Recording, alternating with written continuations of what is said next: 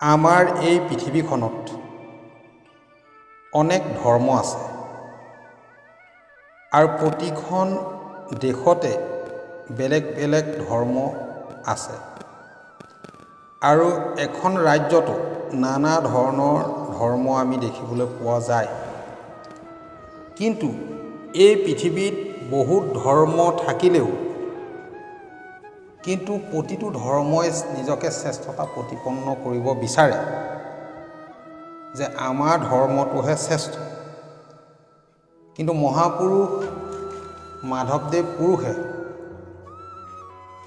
গুৰু ভতিমাত এটি কথা কৈ থৈ গৈছে যে পৃথিৱীত যিমানবিলাক ধৰ্ম আছে এই সকলো ধৰ্মৰ ভিতৰত কিন্তু এটি ধৰ্মক ৰাজা ধৰ্ম বুলি কৈ থৈ গৈছে। কি বুলি কৈছে? ভকতি ভাণ্ডাৰ দ্বাৰশৱ চুৰি মুকুতি কৰিলি উদাস এক শৰণ হৰি নাম ধৰ মকহু ৰাজা কৰো পৰকাশ। কি কহব শংকৰ দেৱ মহিমা জানি জ্ঞানী অন্ত নাপায় যা কেৰি চৰণক ৰেণু শিৰে পৰহি মুকুতি সুখে সুখে পায়। অকল ধৰ্মটোকেই শ্ৰেষ্ঠ কৰা নাই, ৰাজা ধৰ্ম বুলি কোৱা নাই। আৰু এই একশৰণ হৰিনাম ধৰ্ম প্ৰচাৰক মহাপুৰুষ শ্ৰীমন্ত শংকৰদেৱ গুৰুজনকো সেই ৰাজা ধৰ্মৰ কি হয়, ৰজাৰ ওপৰতো ৰজা থাকে, ঠিক ধৰ্মৰ ওপৰতো ধৰ্ম থাকে আৰু গুৰুৰ ওপৰতো গুৰু থাকে। ঠিক তেনেকৈ গোটেই সমস্ত ধৰ্মৰ ৰজাজন কাক বুলি কৈছে? শংকৰৰ কথা কৈছে। সেইকাৰণে কৈছে কি কহব শংকৰ দেৱ মহিমা জানি জ্ঞানী অন্ত নাপায়। সেইকাৰণে এই ৰাজা ধৰ্মটোৰ বিষয়ে কিহৰ কাৰণেনো ৰাজা ধৰ্ম, একশৰণ হৰিনাম ধৰ্ম কিয় ৰজা ধৰ্ম বুলি কৈছে আহকচোন আমি জানো। সেই সাধুসৱ আপোনাসৱক ভাগৱত জ্ঞান ভক্তি মঞ্চলৈ সেৱা সহকাৰে আদৰণি জনাইছোঁ। কৃষ্ণ। আদি সত্য যুগে শুদ্ধ ধৰ্ম আছিল এক মাত্ৰ হৰি নাম দেৱ সবে গুপ্ত কৰিলে কৰি কপট হেন হৰি নাম ব্যক্ত কৰি সমস্তে লোকক উধাৰিলা। শ্ৰীমন্ত শংকৰে ভাঙিলা সবাৰ পত ৰাম। শ্ৰীমন্ত শংকৰে ভাঙিলা সবাৰ পত। হে সাধুসৱ, আপোনালোকে চাওকচোন, আদি সত্য যুগত একমাত্ৰ হৰিনামে শুদ্ধ ধৰ্মৰূপে লোক সমাজত প্ৰচলিত হৈ আছিল। কিন্তু সেই দেৱতাসকলে কপট কৰি এই হৰিনাম ধৰ্মক কি কৰিলে? গুপুত কৰিলে। সৃষ্টিৰ অনেক যুগ পাৰ হোৱাৰ পাছত মহাপুৰুষ শ্ৰীমন্ত শংকৰদেৱে সেই হৰিনাম ব্যক্ত কৰিলে। কিয় কৰিলে?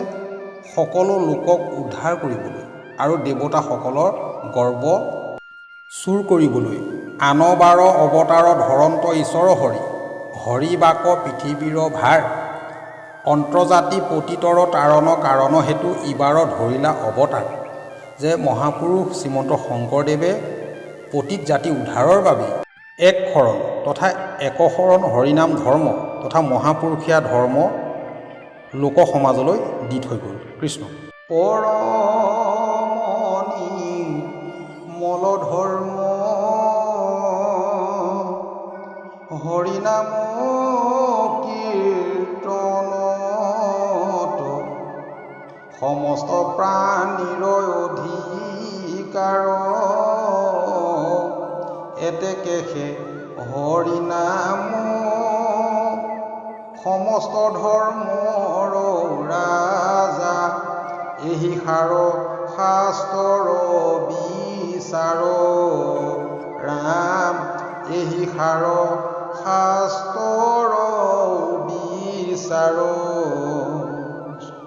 হে সাধুসক, হৰিনাম কীৰ্তন পৰম নিৰ্মল।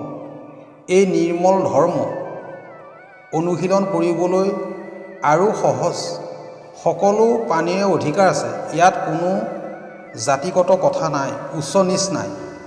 এতেকে সকলো শাস্ত্ৰই হৰিনামকে সমস্ত ধৰ্মৰ ৰাজা ধৰ্ম বুলি কৈছে।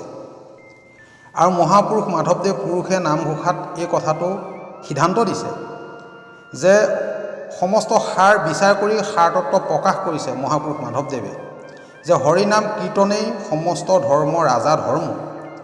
এই ধৰ্মত যাগ যজ্ঞ হোম দান তীৰ্থ বধ যোগ সন্ন্যাস আদি সকলো ধৰ্মই যে হৰিনামত শৰণ লৈছে, এই কথাটো সিদ্ধান্ত দিছে যে কলিৰ ভয়ত ত্ৰাস হুয়া ধৰ্ম যত, একস্থান হুয়া ৰৈলা হৰিৰ নামত, জানি একচিতে ফুৰা হৰিনাম গাই, সকল ধৰ্মক লাগ পাইবা এক ঠাই। ইয়াত ভাগৱতত সিদ্ধান্ত দিছে এই কথাখিনি, আৰু মহাপুৰুষ মাধৱদেৱ পুৰুষে নামঘোষাত আনি স্পষ্ট কৰিছে। সেইকাৰণে একশৰণ হৰিনাম ধৰ্ম হৈছে ৰাজা ধৰ্ম। আৰু জানোচোন আহক, এই একশৰণ হৰিনাম ধৰ্ম কিয় ৰাজা ধৰ্ম বুলি কয়। বৰ্ণাশ্ৰম ধৰ্ম যত, যাৰ যেন বিধি আছে, তাৰে কেৱল অধিকাৰ, হৰিনাম কীৰ্তনত নাহিকে নিয়ম একো, এতেকেহে ধৰ্ম মাজে সাৰ ৰাম, এতেকেহে ধৰ্ম মাজে সাৰ। হে সাধুসক, চাওকচোন, একশৰণ হৰিনাম ধৰ্ম তথা মহাপুৰুষীয়া ধৰ্ম যে এটি ৰাজা ধৰ্ম, সেইটো কেনেধৰণে মহাপুৰুষে স্পষ্ট কৰিছে যে বৰ্ণাশ্ৰম ধৰ্মত যাৰ যেন বিধি নিৰূপণ কৰিছে, কেৱল সেইসকলৰহে অধিকাৰ আছে। বৰ্ণাশ্ৰম ধৰ্মৰ ব্ৰাহ্মণ ক্ষত্ৰিয় ক্ষুদ্ৰ বৈশ্য এই চাৰি জাতিক যি আশ্ৰমী ধৰ্ম বিধি বিধানসমূহ দিছে সেইমতে চলিব লাগিব। কিন্তু হৰিনাম কীৰ্তনত একো তেনে বিধি নিয়ম নাই। গতিকে এই ধৰ্ম সকলো ধৰ্মৰে সাৰ বস্তু, আৰু সকলো ধৰ্ম ৰাজা ধৰ্ম, আৰু সকলোৰে অধিকাৰ আছে, আৰু সকলোৱে এই ধৰ্ম গ্ৰহণ কৰিব পাৰে।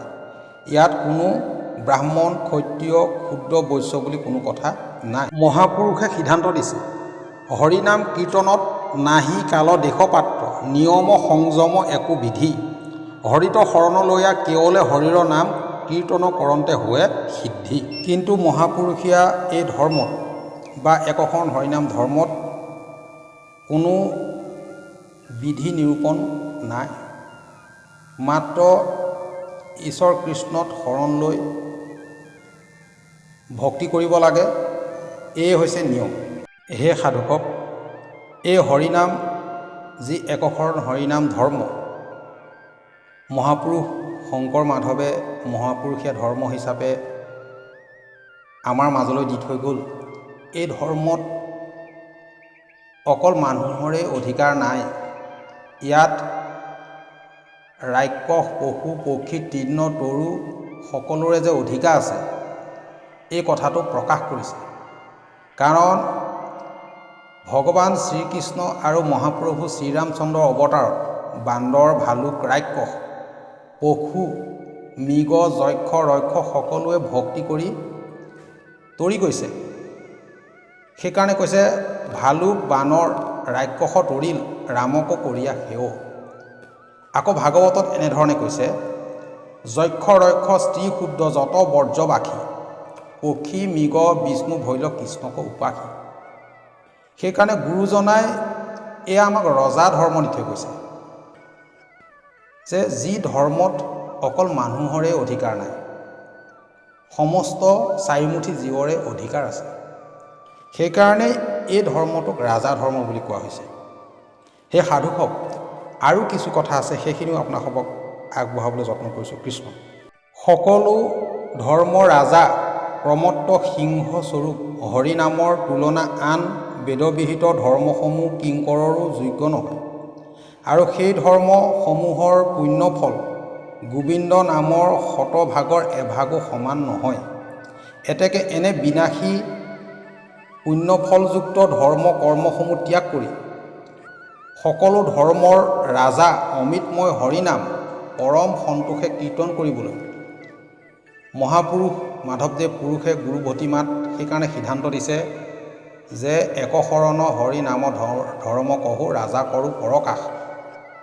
কিয়নো সূৰ্য গহনত 1 কোটি ধেনু ব্ৰাহ্মণক দেই দান, প্ৰয়াগ গংগাৰ জলত নিবাস কৰে 10 কল্পমান, যতেক যজ্ঞ কৰে মেৰু সম সুবৰ্ণক দেই দান, 100 ভাগু গোবিন্দ নামৰ ৰেণুৰো নুহি সমান। চাওকচোন, একশৰণ হৰিনাম ধৰ্মৰ গোবিন্দ নামৰ মহিমা প্ৰকাশ কৰি এনেধৰণে কৈছে যে সূৰ্যগ্ৰহণত যদি 1 কোটি ধেনু মানে গৰু যদি ব্ৰাহ্মণক দান দিয়ে, প্ৰয়াগ বা গংগাত গৈ পেলাই কি কৰে, স্নান কৰে 10 কল্পমান, যতেক যজ্ঞ কৰে মেৰুসম, উত্তৰ মেৰু সুমেৰু সমান যদি যজ্ঞ কৰে, সুবৰ্ণ সোণ ঢেৰ দান দিলেও তাৰ 100 ভাগৰো গোবিন্দ নামৰ সমান ৰেণু নুহি সমান বুলি কৈছে। ইমানেই তাৰমানে নামৰ মহিমা, যিটো নামৰ সেইকাৰণে মহাপুৰুষে আমাক সেই নামৰ যি মহামহিমা যি ধৰ্মত সোমাই আছে, সেই ধৰ্মটোৱেই হৈছে ৰাজা ধৰ্ম। আমি এই ৰাজা ধৰ্মৰ আমি বহুত ভাগ্য বলত আমি মহাপুৰুষ শ্ৰীমন্ত শংকৰদেৱ মহাপুৰুষ মাধৱদেৱ পুৰুষক আমি পাইছোঁ, আৰু এই কলিযুগত আমি জন্ম হৈছোঁ, আৰু আমি নৰতনু লাভ কৰিছোঁ।